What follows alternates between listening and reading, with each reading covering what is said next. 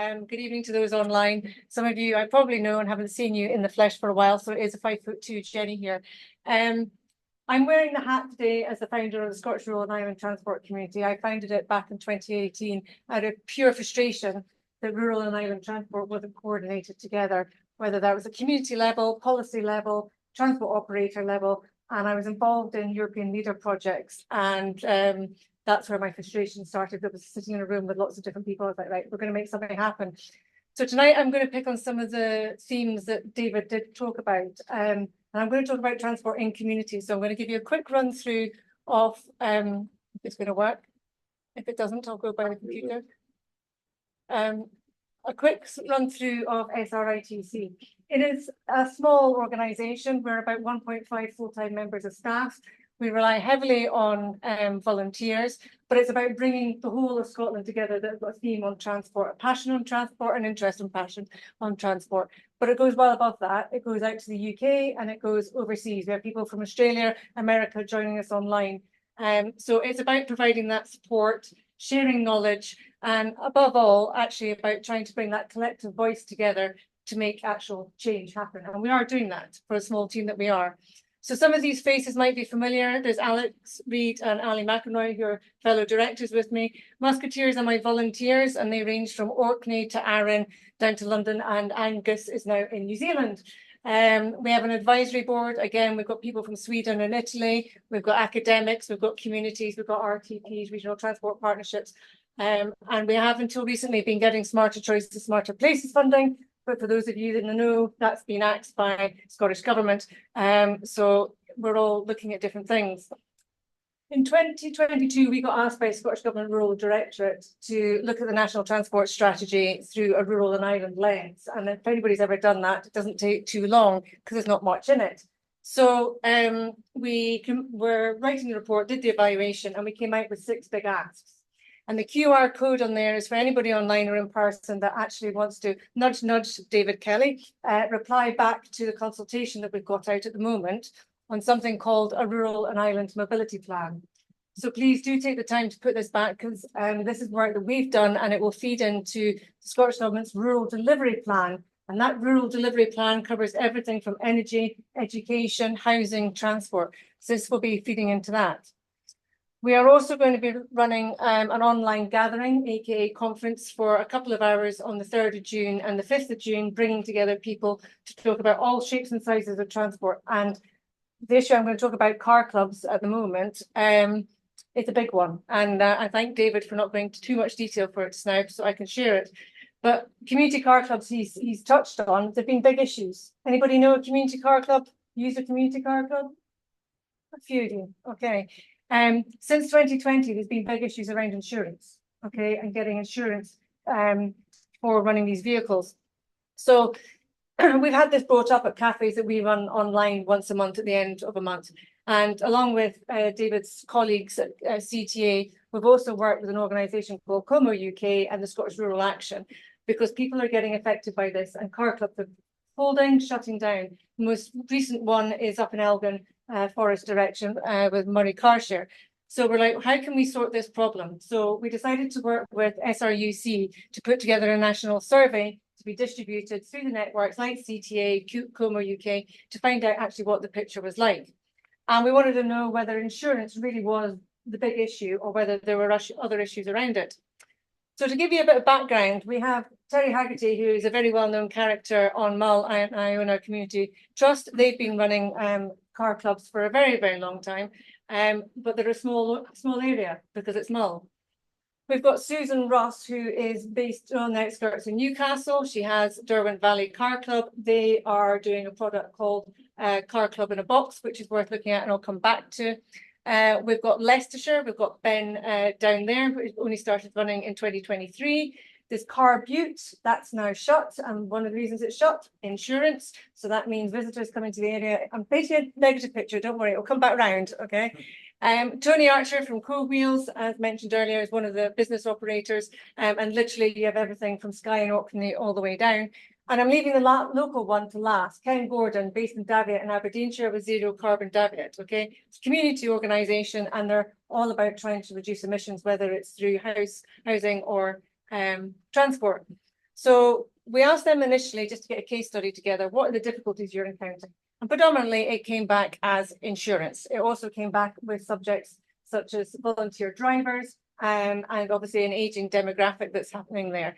But long story short, it was insurance. The issue that Ken Gordon flagged up was that Scottish Government's Just Transition Fund. Anybody used it? Anybody applied for it? Okay, you have. Success.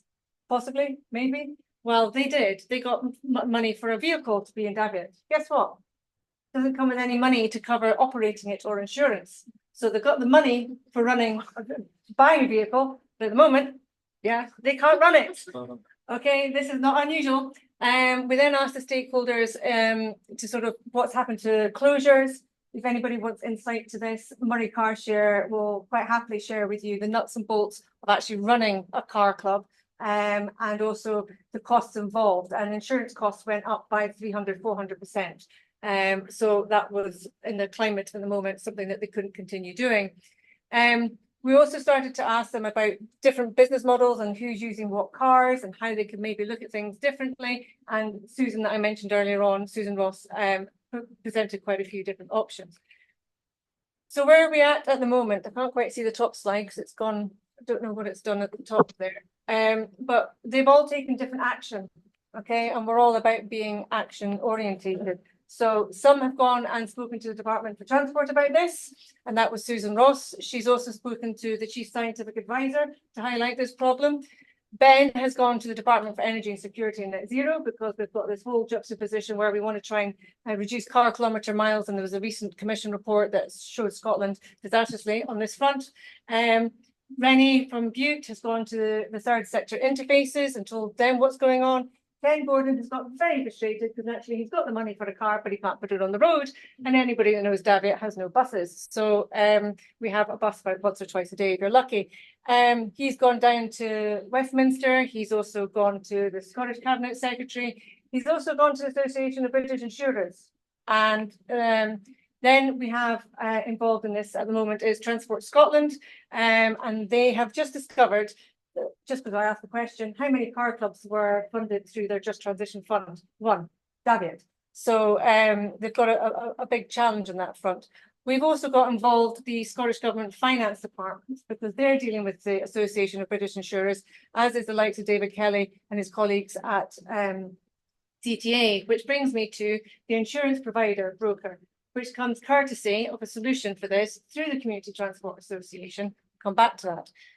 If you do have a vehicle or you want something funded and you are a registered charity only, you can go to the Robertson Trust Foundation and they will give you 3 years to be able to run a vehicle if you're a charity. But the majority of rural and island organisations, guess what? Punchline, aren't charities, so they can't apply to this organisation.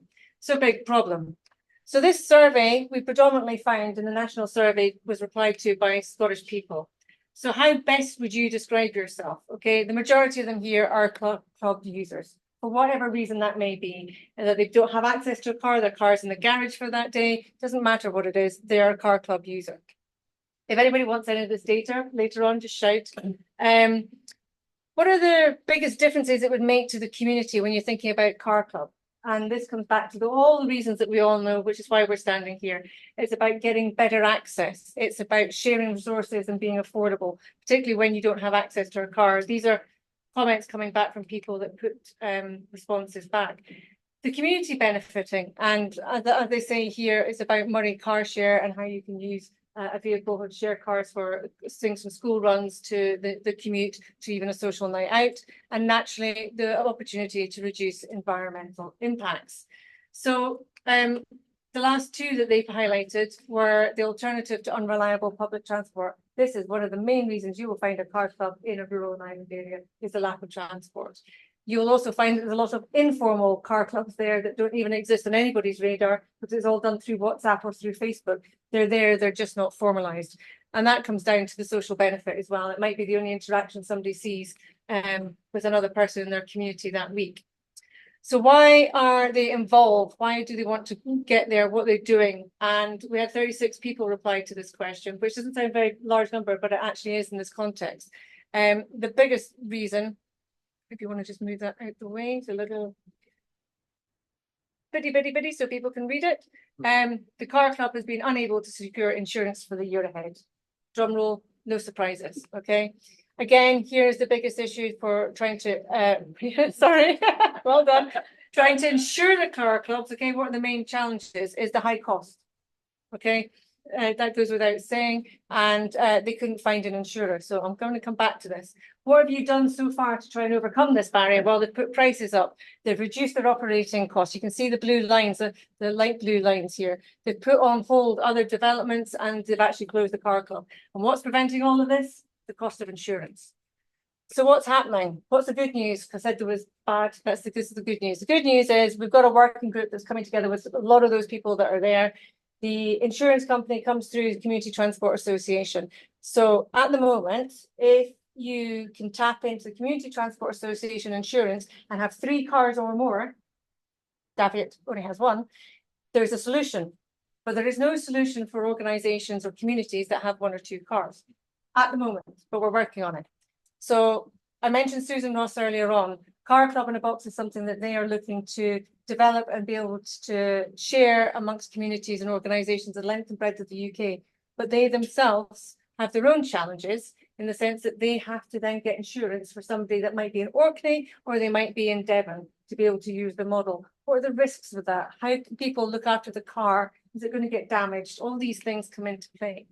So question, do we create an umbrella organisation for those that are desperately trying to decarbonise and provide a service in their communities that have 1 or 2 cars? What do we do? How do we go forward with it? So I'm leaving you with that pointed question. And if anybody wants to download or comment on the Rural and Island Mobility Plan, that's the QR code. If you want to throw in the diary, the gathering, it's there for day 1 and day 2. Thank you. So you can minimize that. That's cool. If you didn't catch those QR codes and you want them, they will be on the video. Has the recording stopped?